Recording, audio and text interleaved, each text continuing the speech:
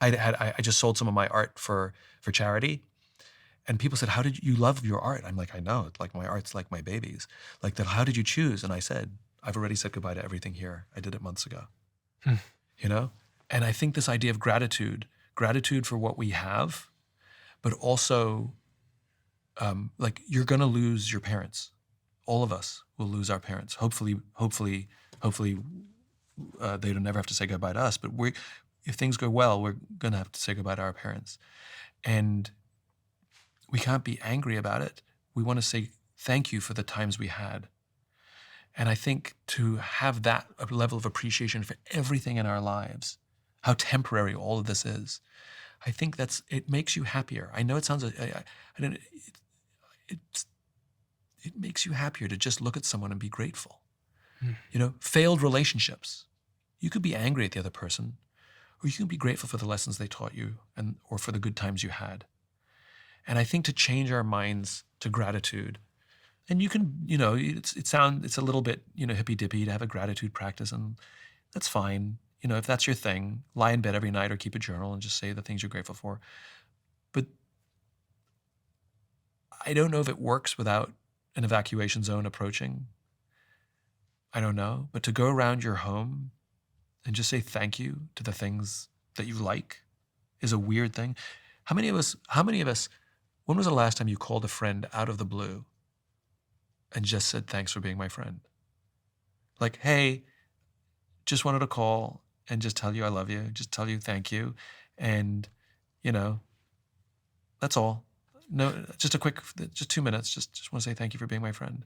I think if I said that to one of my best friends, they'd think I was losing my mind or something, or that something was wrong. They'd be so concerned because it's such an unusual thing for me to have done. Okay, so you can do it this way. So I had a guest on the podcast, and he came up with this thing that is so outside of my personality, but I'm going to try it.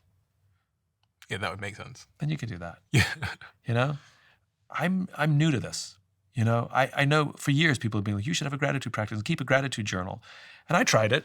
I was like, okay, I'm grateful for my sister, grateful for what for my family, grateful for my friends, grateful for the life that I live.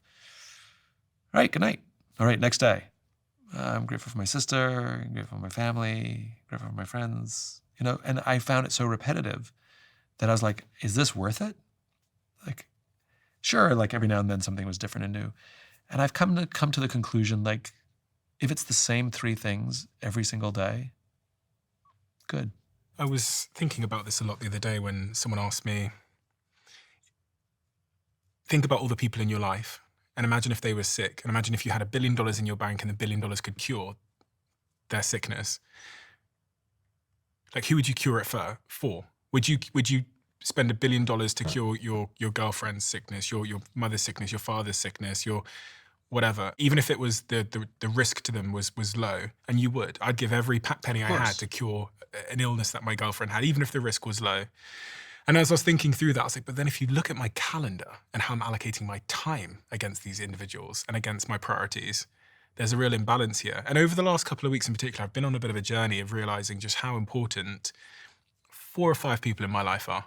And how much I neglect them. Yeah, I mean, like, of course. I mean, only when you're right. Like, which is, if you say, give $1 billion and you can cure this disease that affects, 2 million people, 10 million people, you'd be like, I'll give some money, right?